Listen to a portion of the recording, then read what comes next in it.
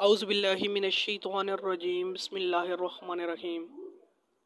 Assalamu alaikum dear students, how are you all? I hope you will be very good.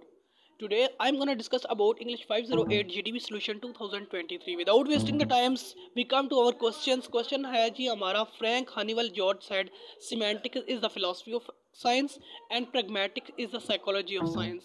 But these fields are not really all distinct. Comment. Frank Honeywell George कहते हैं कि semantics जो है ये philosophy of science है और pragmatics जो है वो साइकोलॉजी ऑफ साइंस है। लेकिन इन दोनों फील्ड में अगर हम देखें तो इतना मतलब खास फ़र्क नहीं है, वो ये समझते हैं। इसमें हमने कमेंट करना है और कमेंट की जो लिमिट है वो गालबन 150 से 200 तक है। ठीक है, वो आप देख लीजिएगा। शुरू करते हैं, सोल्यूशन की तरफ चलते हैं। लेकिन इससे पहले स्टूडेंट्स मैं आपको बता दूं कि फ़िलासफ़ी क्या चीज़ होती है। फ़िलासफ़ी ये होती है, ज़ाहिर बात है, देखें हम जो फ़िलासफ़ी होती है, फ़िलो का मतलब ये होता है कि लव। आप नेट से सर्च करेंगे ना, फ़िलो का मतलब होता है लव, सोफिया का मतलब होता है जी नॉलेज। ठीक है, और विजडम, इंटेलिजेंस। ठीक है, ये क्या है कि lover of wisdom, lover of knowledge, knowledge को हासिल करने वाला। ठीक है, नॉलेज से प्यार करने वाला, इसके बारे में रिसर्च करने वाला, इसके बारे में खोज करने वाला। ठीक है, ये क्या है, ये एक फ़िलॉसफ़ी है। फ़िलॉसफ़ी का सिमेंटिक्स के साथ क्या ताल्लुक़ है वो हमने देखना है, और प्रैग्मैटिक्स का साइकोलॉजी के साथ क्या ताल्लुक़ है इस चीज़ को हमने देखना है। स्टूडेंट्स, सॉल्यूशन में मैंने आपके साथ कुछ पॉइंट्स यहाँ पर डिस्कस करने हैं। 5 पॉइंट्स हैं।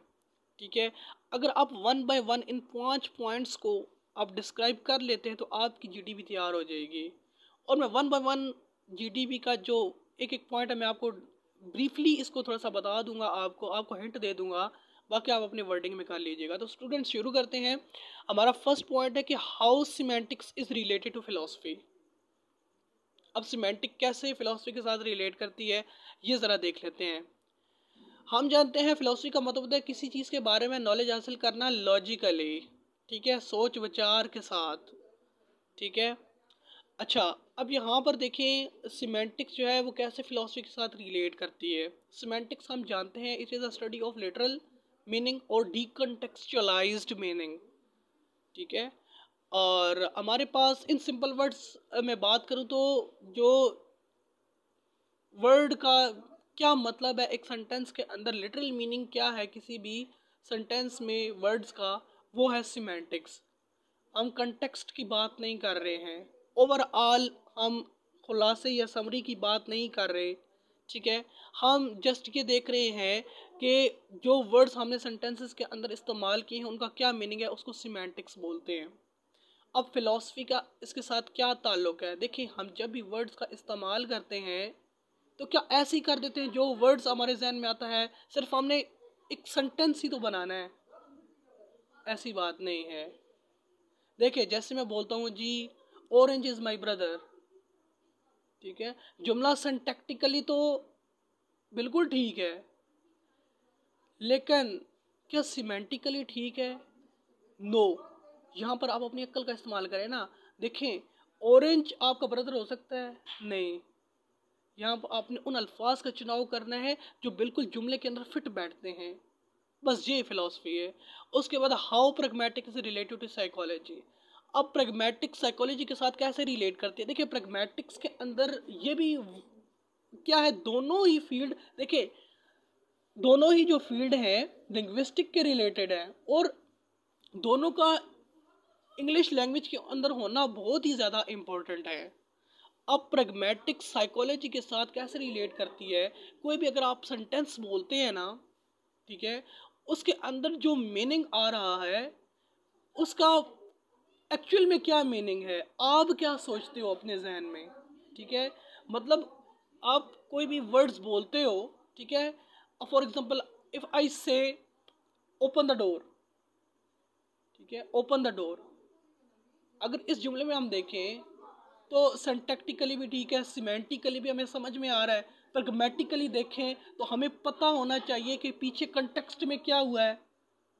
अगर हम कंटेक्स्ट को सामने रखते हुए प्रैग्मेटिक मीनिंग निकालें तो इसका मतलब है कमरे में बहुत ज़्यादा गर्मी है, तभी मैं कह रहा हूँ कि ओपन द डोर, दरवाज़ा खोलें। इसका मतलब ये है कि प्रैग्मेटिक का ताल्लुक साइकोलॉजी के साथ है हमारी, ठीक है, हमारी जो सोच है उसके साथ है, ठीक है। अब नेक्स्ट जी हमारे पास नेक्स्ट अपने पॉइंट में क्या करना है, दोनों का ब्रीफ इंट्रोडक्शन दे देना है, सिमेंटिक्स का भी और प्रैग्मेटिक का भी। पहले आपने दोनों का फिलॉसफी और साइकोलॉजी के हवाले से इसको बयान करना है, फिर दोनों की डेफिनेशन लिखनी है, ठीक है, और विद एग्जांपल। फिर आपने ये बताना है कि how they are related closely and how they are similar, ये आपस में क्लोज कैसे हैं और ये एक जैसे कैसे हैं, ये इंपॉर्टेंट पॉइंट है।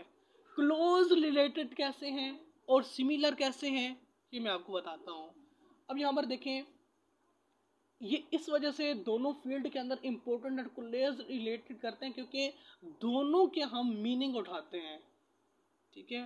क्लोज रिलेटेड इसी वजह से हैं कि दोनों के हम क्या करते हैं, मीनिंग को उठाते हैं, ठीक है। लेकिन डिफरेंस कहाँ पर आ रहा है ये भी आपने थोड़ा सा बता देना है कि डिफरेंस यहाँ पर आ रहा है कि प्रैग्मेटिक्स जो है उसमें हम कंटेक्स्ट को सामने रखते हैं, समरी को सामने रखते हैं, जो कंक्लूजन आ रहा है, जो मतलब उस जो आपने सेंटेंस इस्तेमाल किया है उसका क्या मीनिंग निकल रहा है, ठीक है। वो मीनिंग आपने जो निकालते हैं ना उसको प्रैग्मेटिक बोलते हैं, जो उसका लिटरल मीनिंग है वो सिमेंटिकली है, ठीक है, वो सिमेंटिक के अंदर आ जाता है। बस डिफरेंस इतना ही है। लास्ट पे आपने कंक्लूजन लिखना है और ये बता देना है कि इसका पर्पस क्या है, ठीक है, इंग्लिश ग्रामर के अंदर। तो ये 5 पॉइंट्स अगर आप कर लेते हैं तो इंशाल्लाह आपकी जीडीपी बिल्कुल तैयार हो जाएगी। अगर आपको मेरी वीडियोस अच्छी लगी है तो प्लीज़ चैनल को सब्सक्राइब कर दें और वीडियोस को लाइक कर दें और ज़्यादा से ज़्यादा शेयर करें ताकि दूसरों की भी हेल्प हो सके। ओके स्टूडेंट्स, अल्लाह हाफिज़।